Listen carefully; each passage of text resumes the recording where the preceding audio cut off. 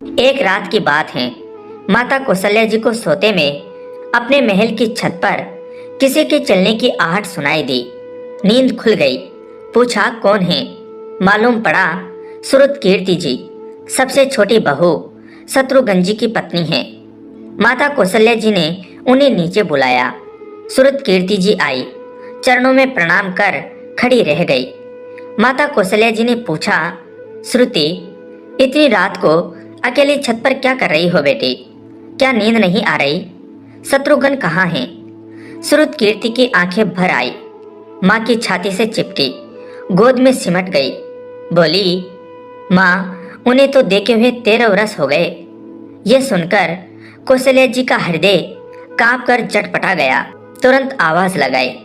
सेवक दौड़े आए। आधी रात ही पाल के तैयार हुई। आज शत्रुघ्न जी की खोज होगी। माँ चली। आपको मालूम है शत्रुघ्न जी कहाँ मिले? अयोध्या जी के जिस दरवाजे के बाहर भरत जी नंदी ग्राम में तपस्वी होकर रहते हैं, उसी दरवाजे के भीतर एक पत्थर की शिला है।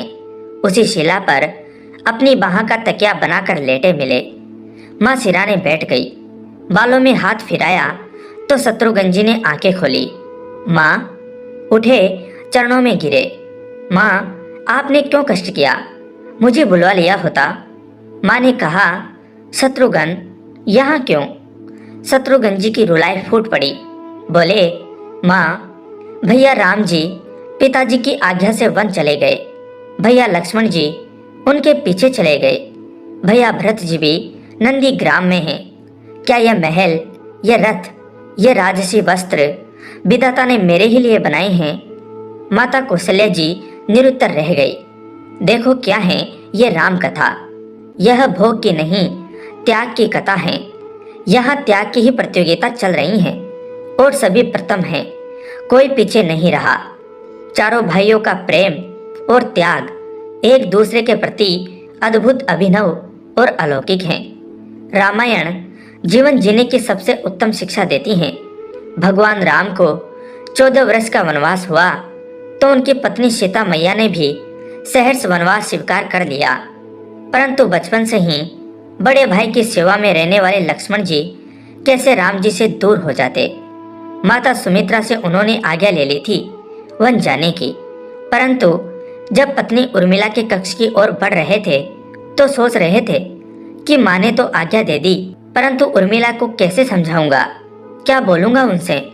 यही सोच विचार करके लक्ष्मण जी जैसे ही अपने कक्ष में पहुंचे तो देखा कि उर्मिला जी आरती का थाल लेके खड़ी थी और बोली, आप मेरी चिंता छोड़ प्रभु श्री राम की सेवा में वन को जाओ। मैं आपको नहीं रोकूंगी।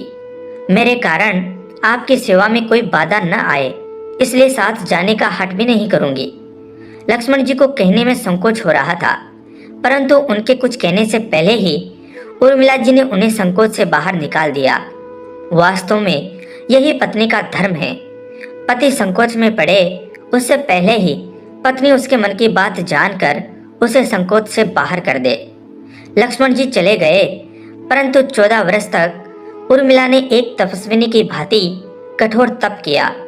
वन में प्रभु श्री राम माता सीता की सेवा में लक्ष्मण जी भी कभी सोए नहीं, परंतु उर्मिला ने भी अपने महलों के द्वार कभी बंद नहीं किए और सारी रात जाग जाग कर उस दीपक की लौ को बुझने नहीं दिया। मेघनाथ से युद्ध करते हुए जब लक्ष्मण जी को शक्ति लग जाती है और हनुमान जी उनके लिए संजीवनी का पर्वत लेके लौट रहे होते हैं, तो बीच में जब हनुमान जी अयोध्या के ऊपर से गुजर रहे थे तो भरत जी उन्हें राक्षस समझकर बाण मारते हैं और हनुमान जी गिर जाते हैं। तब हनुमान जी सारा वृतांत सुनाते हैं कि सीता जी को रावण हर ले गया। लक्ष्मण जी युद्ध में मूर्छित हो गए हैं। यह सुनते ही कौशल्या जी कहती हैं कि राम को कहना कि लक्ष्मण के बिना अयोध्या में पैर भी मत रखना, राम वन में ही रहे। माता सुमित्रा कहती हैं कि राम से कहना कि कोई बात नहीं, अभी शत्रुघ्न है, मैं उसे भेज दूंगी। मेरे दोनों पुत्र राम सेवा के लिए ही तो जन्मे हैं।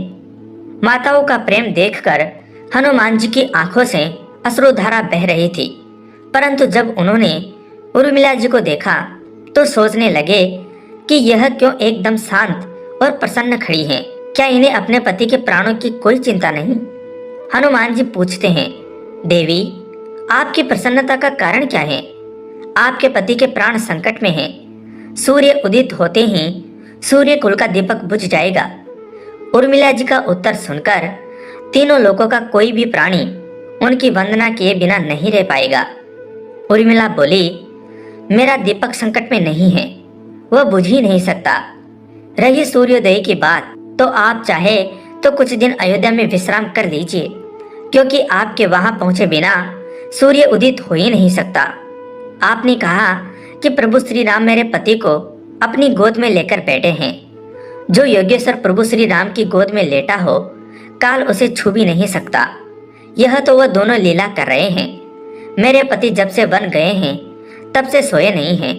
उन्होंने न सोने का प्रण लिया था, इसलिए वे थोड़ी देर विश्राम कर रहे हैं। और जब भगवान की गोद मिल गई तो थोड़ा विश्राम ज्यादा हो गया। वे उठ जाएंगे। और शक्ति मेरे पति को लगी ही नहीं, शक्ति तो प्रभु श्री राम जी को लगी है। मेरे पति की हर श्वास में राम है, हर धड़कन में राम, उनके रोम रोम में राम है, उनके खून की बूंद बूंद में राम है। और जब उनके शरीर और आत्मा में ही सिर्फ राम है, तो शक्ति राम जी को ही लगी, दर्द राम जी को ही हो रहा है। इसलिए हनुमान जी, आप निश्चिंत होके जाए, सूर्य उदित नहीं होगा। तो दोस्तों, यह कथा आपको कैसी लगी कमेंट करके ज़रूर बताएं। अच्छी लगी हो तो वीडियो को लाइक, शेयर और चैनल को सब्सक्राइब ज़रूर करें। जय श्री राम। धन्यवाद दोस्तों।